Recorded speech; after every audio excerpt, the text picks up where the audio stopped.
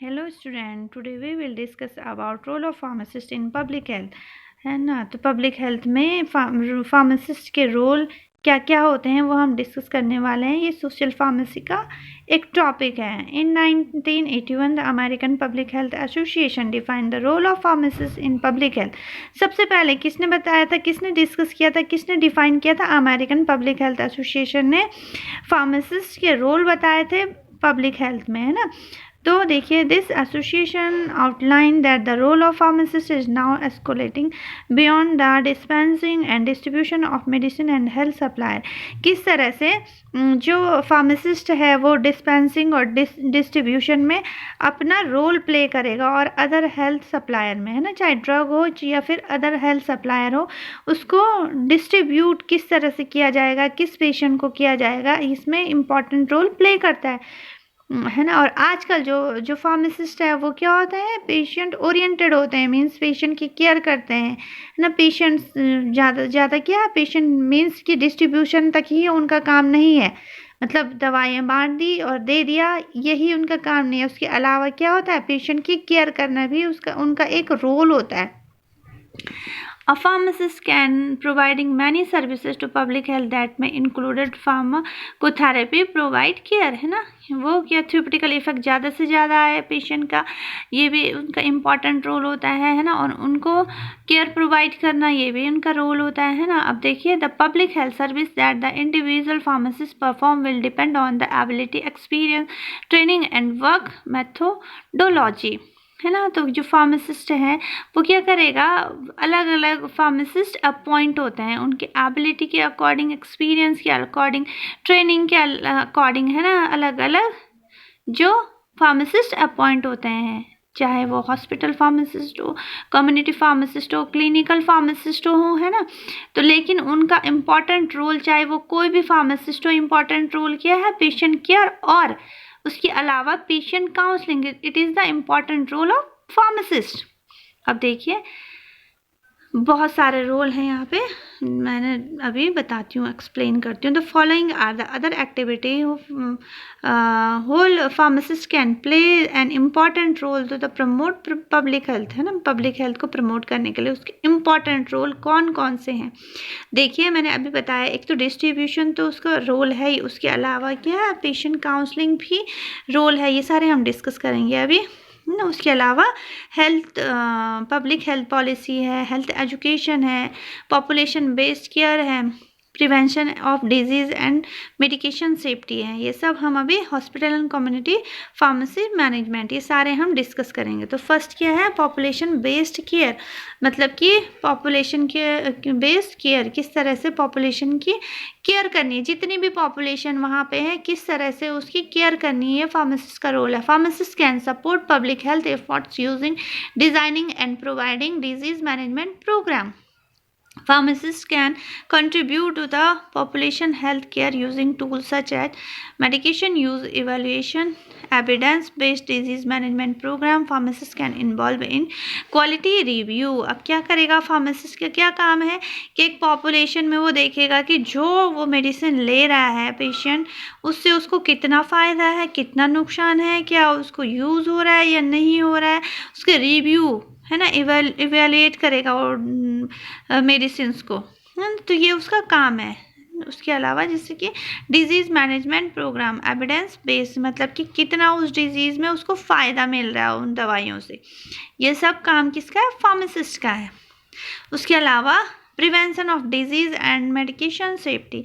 A pharmacist can prevention and control of disease by, किसी disease को prevent करने में और कंट्रोल करने में एक फार्मासिस्ट का इम्पॉर्टेंट रोल होता है। देखिए जैसे कि क्या होगा, अब इम्यूनाइजेशन है ना, इम्यूनाइजेशन, स्क्रीनिंग करना, इम्यूनाइजेशन करना, ये सारा फार्मासिस्ट का भी रोल है। मींस कि अब अगर प्रॉपरली इम्यूनाइजेशन हो रहा है पेशेंट का या बच्चे का, किसी का भी, तो क्या है, जैसे कोविड की आजकल हम एग्जांपल ले लें, प्रॉपर इम्यूनाइजेशन होगा तो क्या होगा, वो प्रिवेंट हो जाएगा कोविड से, है ना। प्रॉपर कितना गैप होना चाहिए, जो 2 डोजेस लग रही हैं उनके बीच प्रॉपर गैप है या नहीं है, ये सब काम रिस्पॉन्सिबिलिटी किसकी है, ये रोल किसका, फार्मासिस्ट का, है ना। अगर प्रॉपरली डोज ले रहा है, प्रॉपर टाइम ड्यूरेशन गैप जो है वो सही है, प्रॉपर है, तो क्या होगा, उसको फ़ायदा होगा।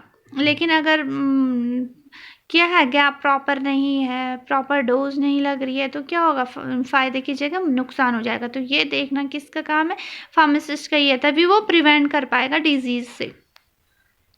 देखिए, stabilizement of some screening program to check out the status of immunization, है ना। वही मैंने कहा कि इम्यूनाइजेशन में वो अपना इम्पॉर्टेंट रोल प्ले करेगा कि कितना इम्यूनाइजेशन हुआ है, किनका हुआ है, किनका नहीं हुआ है, ये भी स्क्रीनिंग करेगा वो, ठीक है, कितने लोगों का। तो स्क्रीनिंग के अकॉर्डिंग वो इम्यूनाइजेशन में भी इम्पॉर्टेंट रोल प्ले करेगा। उसके अलावा identification of some undiagnosed medication condition. अब देखिए, जो कोई अनडायग्नोस्ड डिजीज़ है, जो कि डायग्नोस नहीं हो पा रही है डिजीज़, तो उसको भी डायग्नोस करने में हेल्प करेगा, है ना। अगर डिजीज़ डायग्नोस ही नहीं हो रही है तो ट्रीटमेंट कैसे पॉसिबल हो पाएगा।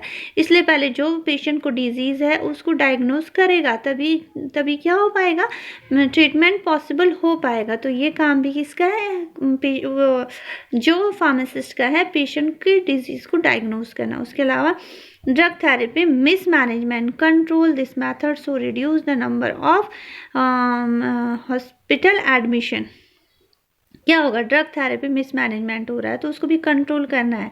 अगर वो कंट्रोल नहीं, अगर कंट्रोल हो रहा है, मिसमैनेजमेंट कंट्रोल हो रहा है, तो जो पेशेंट हैं, जो क्या होता है, एडमिट होते हैं पेशेंट, वो उनकी नंबर्स क्या हो जाएंगे, रिड्यूस हो जाएंगे अपने आप ही। अगर मिसमैनेजमेंट नहीं हो रहा है किसी ड्रग का, तो क्या होगा, अपने आप ही क्या होगा, रिड्यूस हो जाएंगे नंबर्स पेशेंट के, ठीक है। अब नेक्स्ट है हेल्थ एजुकेशन। नेक्स्ट है हेल्थ एजुकेशन। अब क्या करेगा, जो फार्मासिस्ट है वो पेशेंट को एजुकेट करेगा, किस लिए, कि जो दवाई ले रहा है वो सही टाइम पे ले रहा है या नहीं ले रहा है, सही डोज ले रहा है या नहीं ले रहा है, ये सब एजुकेट करवाएगा वो, है ना। तो the development of program on the safe and effective use of medication.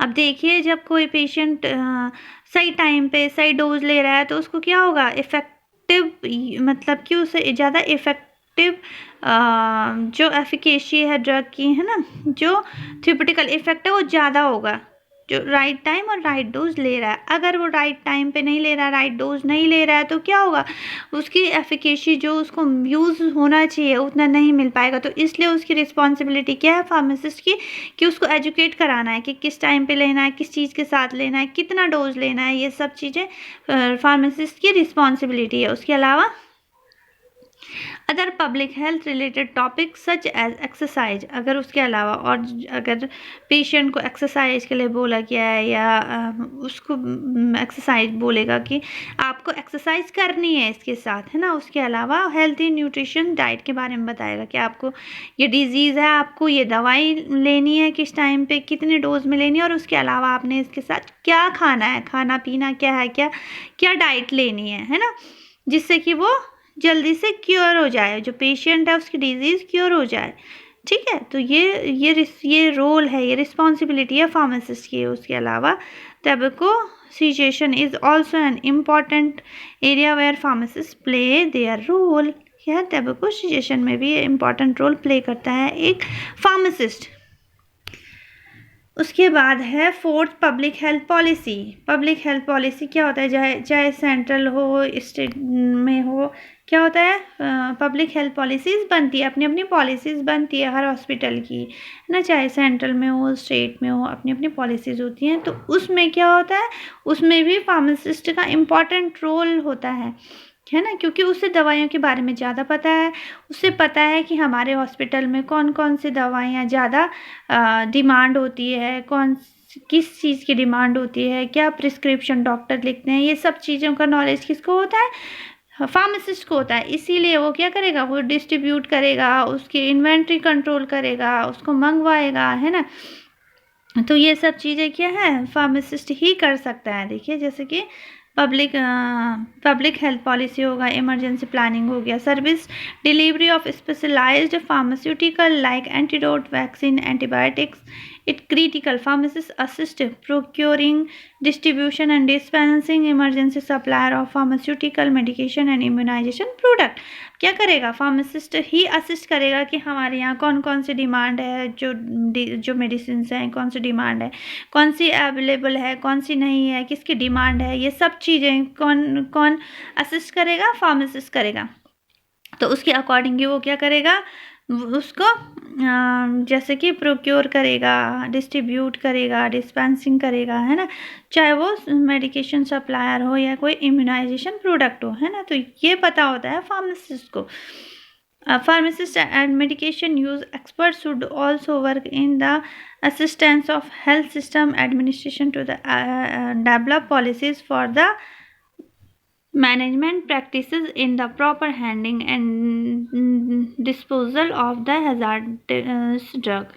जो हैज़ार्ड हो रही है ड्रग का, है ना, अगर प्रॉपर हैंडलिंग नहीं हो पा रही है, अगर प्रॉपर हैंडलिंग नहीं हो पा रही है, डिस्पेंस नहीं कर पा रहा है, तो क्या हो जाएगा? उसमें हार्मफुल इफ़ेक्ट होंगे उस दवाई, वो प्रॉपर जो उसका क्या मेडिसिन यूज़ होना चाहिए वो प्रॉपर नहीं हो पाएगा, नहीं मिल पाएगा, एफिकेसी नहीं मिल पाएगी.